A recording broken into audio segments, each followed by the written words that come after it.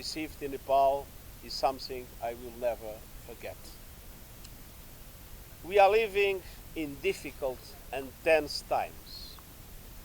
I know that even though the conflict in the Middle East is thousands of miles away, it has hit very close to home for the people of Nepal.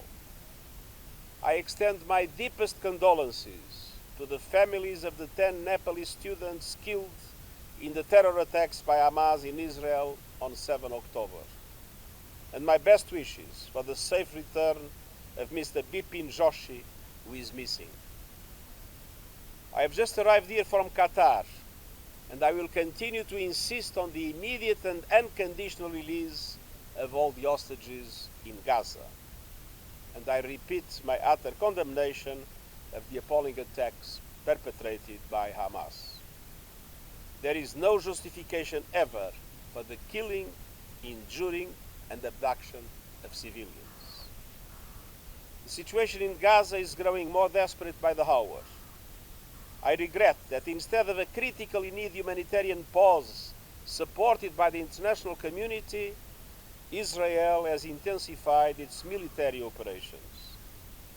The number of civilians who have been killed and injured is totally unacceptable.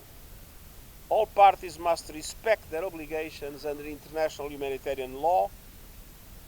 That law emerged from the tragedy and awful experiences of war. Nepal has a long and proud tradition of championing peace and multilateralism.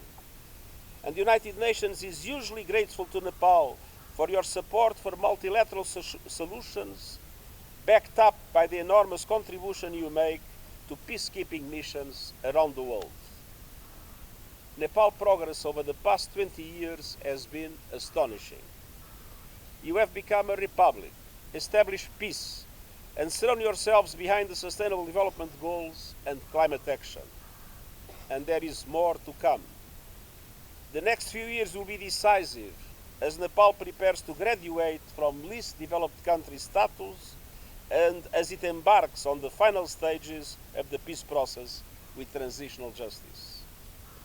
Transitional justice must help to bring peace to victims, families, and communities.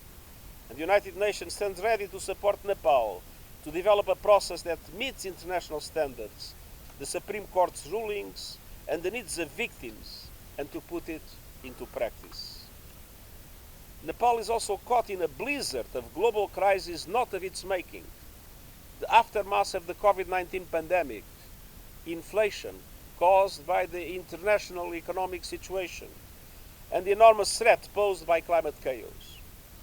Much more international action is needed.